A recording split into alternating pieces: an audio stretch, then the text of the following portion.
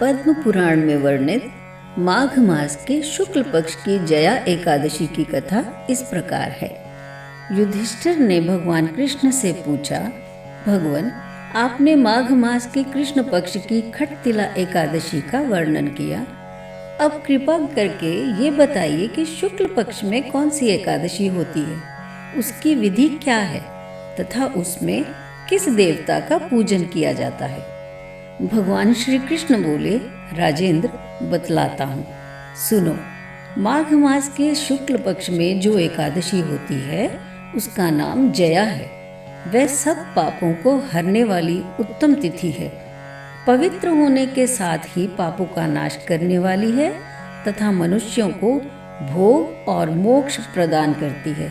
इतना ही नहीं, वह ब्रह्म हत्या जैसे पाप तथा पिशाचत्व का भी विनाश करने वाली है। इसका व्रत करने पर मनुष्यों को कभी प्रेत योनि में नहीं जाना पड़ता। इसलिए राजन, प्रयत्न पूर्वक जया एकादशी का व्रत करना चाहिए। एक समय की बात है, स्वर्गलोक में देवराज इंद्र राज्य करते थे। देवगण पारिजात वृक्षों से भरे हुए नंदन वन में अप्सराओं के साथ विहार कर रहे थे। 50 करोड़ गंधर्वों के नायक देवराज इंद्र ने स्वेच्छानुसार वन में विहार करते हुए बड़े हर्ष के साथ नृत्य का आयोजन किया। उसमें गंधर्व गान गा रहे थे, जिनमें पुष्पदंत, चित्रसेन तथा का पुत्र ये 3 प्रधान थे। चित्रसेन की स्त्री का नाम मालिनी था। मालिनी से एक कन्या उत्पन्न हुई थी जो पुष्पवंती के नाम से विख्यात थी। पुष्पदंत गंधर्व के एक पुत्र था जिसको लोग माल्यवान कहते थे। माल्यवान पुष्पवंती के रूप पर अत्यंत मोहित था। ये दोनों भी इंद्र के संतोषार्थ नृत्य करने के लिए आए थे। इन दोनों का गान हो रहा था। इनके साथ अप्सराएं भी थीं। परस्पर अनुराग के कारण ये दोनों मोह के वशीभूत हो गए।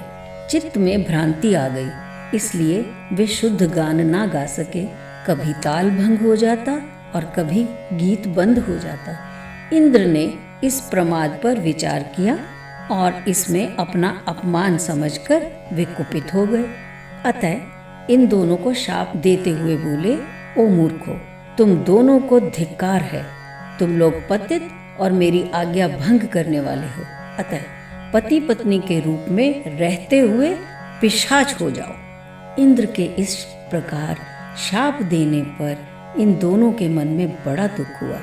वे हिमालय पर्वत पर चले गए और पिशाच योनि को पाकर भयंकर दुख भोगने लगे।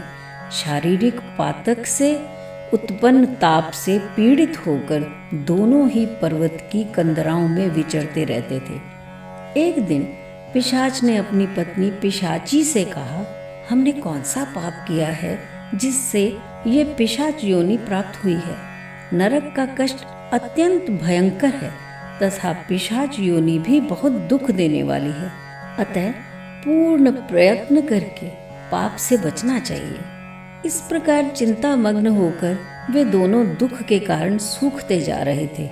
दैव योग से उन्हें माघ मास की एकादशी तिथि प्राप्त हो गई। जया नाम से विख्यात तिथि, जो सब तिथियों में उत्तम है, आई। उस दिन उन दोनों ने सब प्रकार के आहार त्याग दिए। जलपान तक नहीं किया, किसी जीव की हिंसा नहीं की, यहाँ तक कि फल भी नहीं खाया। निरंतर दुख से युक्त होकर वे एक पीपल के समीप बैठे रहे। सूर्यास्त हो गया। उनके प्राण लेने वाली भयंकर रात उपस्थित हुई। वे रति या और कोई सुख भी नहीं पा सके। सूर्योदय हुआ। द्वादशी का दिन आया। उन पिशाचों के द्वारा जया के उत्तम व्रत का पालन हो गया। उन्होंने रात में जागरण भी किया। उस व्रत के प्रभाव से तथा भगवान विष्णु की शक्ति से उन दोनों की पिशाचता दूर हो गई। पुष्पवंती और माल्यवान अपने पूर्व रूप में आ गए। उनके हृदय में वही पुराना स्नेह उमड़ रहा था। उनके शरीर पर पहले ही जैसे अलंकार शोभा पा रहे थे। वे दोनों मनोहर रूप धारण करके विमान पर बैठे और स्वर्गलोक में चले गए। वहां देवराज इंद्र के सामने जाकर दोनों ने बड़ी प्रसन्नता के साथ उन्हें प्रणाम किया। उन्हें इस रूप में उपस्थित देखकर इंद्र को बड़ा विस्मय हुआ। इंद्र ने पूछा, बताओ किस पुण्य के प्रभाव से तुम दोनों का पिशाचत्व दूर हुआ? तुम मेरे शाप को प्राप्त हो चुके थे, फिर किस देवता ने तुम्हें उससे छुटकारा दिलाया है?